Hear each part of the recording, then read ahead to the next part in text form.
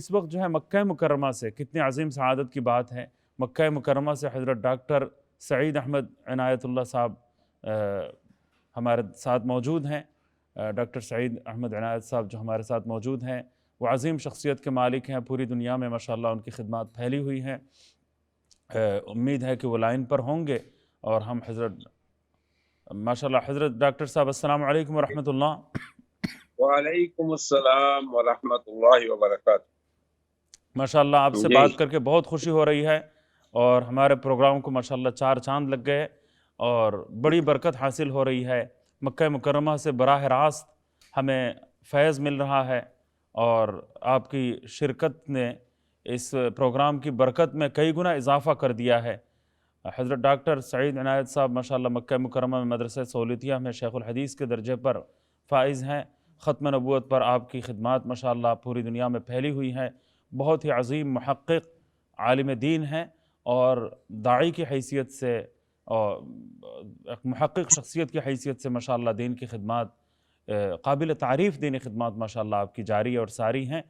اس کا تعارف اگر پیش کیا جائے تو بہت لمبا وقت صرف ہوگا، تو میں حضرت ڈاکٹر صاحب کی خدمت میں مؤدبانہ گزارش کرتا ہوں کہ وہ حضرت مولانا اظہار احمد قاسمی صاحب رحمۃ اللہ علیہ کے حوالے سے اپنی گفتگو ہمارے سامعین اور ناظرین کو پیش فرمائیں۔ جزاکم اللہ خیرا، شکرا جزیلا۔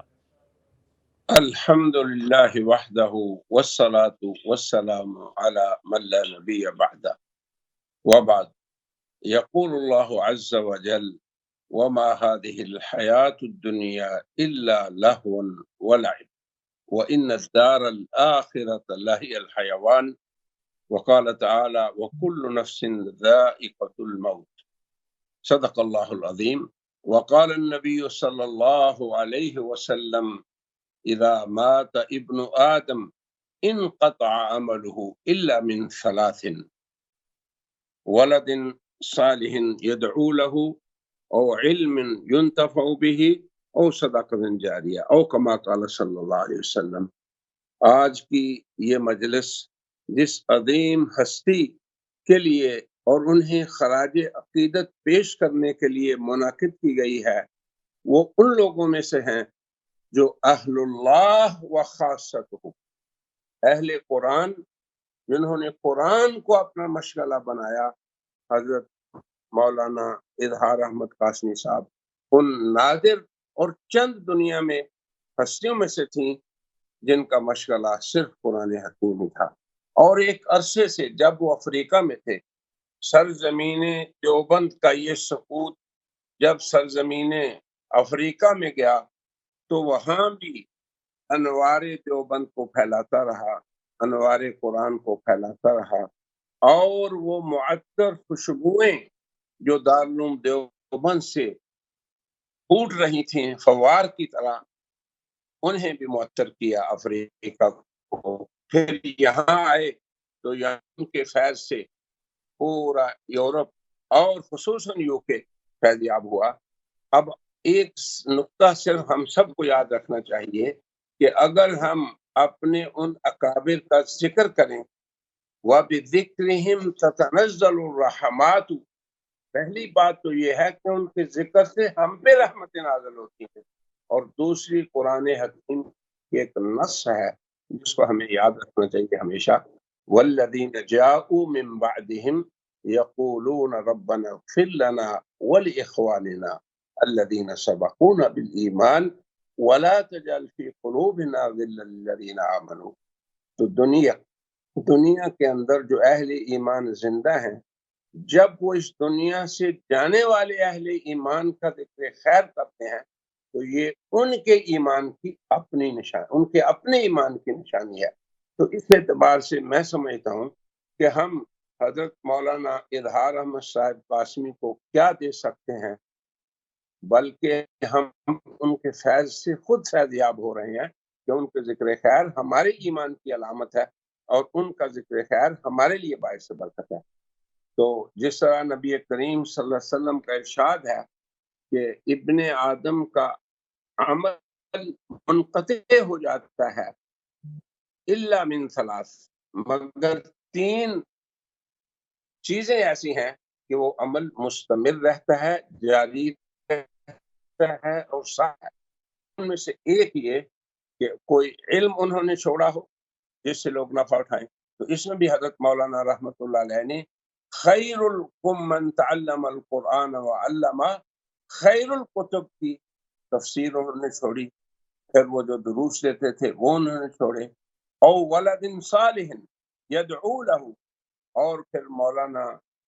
قاسم امام کی شکل میں ایک اپنا نیک بیٹا چھوڑا،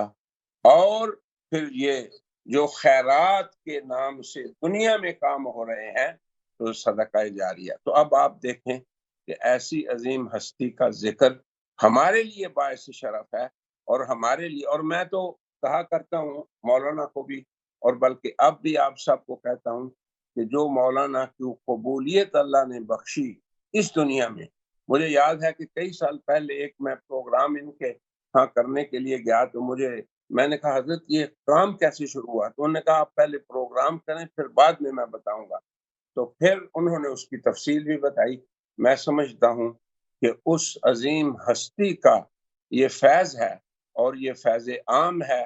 اور یہ مستمر اور جاری رہنے والا فیض ہے کہ مولانا کو جو مقبولیت اللہ نے دی، اور ان کے چینلوں کو اللہ نے، ایک چینل نہیں کئی چینل اب ہو گئے، تو یہ بھی حضرت مولانا اظہار احمد قاسمی صاحب کا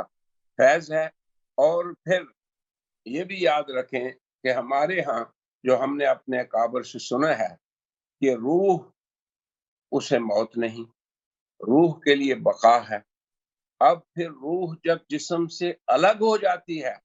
تو اسے ایک نوع من الحریہ مل جاتی ہے، اور پھر اس کے تصرفات خیر کے کاموں میں اور زیادہ بڑھ جاتے ہیں۔ اس لیے میری گزارش ہے حضرت مولانا امام قاسم صاحب سے اور اقرا چینل لوگوں سے، اور اقرا چینل سے فیض یاب ہونے والے چاہے وہ عوام ہوں یا علماء ہوں، کہ وہ جی فرمائیں کہ وہ جی کیا فرما رہے تھے آپ؟ بہرحال میں اپنی بات کو ختم کرتا ہوں کہ حضرت کا ذکر ان کے لیے تو باعث خیر ہے ہی، مگر ہمارے لیے بھی ہمارے اپنے ایمان اور یقین کی علامت ہے کہ اللہ فرماتے ہیں کہ بعد والے آنے والے اہل ایمان اپنے سابقین بھائیوں کے لیے یہ کہتے ہیں ربنا اغفر لنا ولاخواننا۔ تو میں یہی کہتا ہوں مکہ مکرمہ سے کہ اے اللہ ہمیں بھی بخش دے، اور ہمارے حضرت مولانا اظہار احمد قاسمی صاحب کی بھی مغفرت فرما دے، اور انہیں اعلیٰ علیین میں جگہ عطا فرما دے، اور ان کے جو خلف ہیں مولانا قاسم اور ان کی ٹیم، یا اللہ انہیں بھی خیر کے لیے قبول فرما لے، اور اس کے لیے دائمی توفیق سے یا اللہ انہیں مشرف فرما دے۔ وآخر دعوانا ان الحمد للہ رب العالمین، والسلام علیکم ورحمۃ اللہ وبرکاتہ۔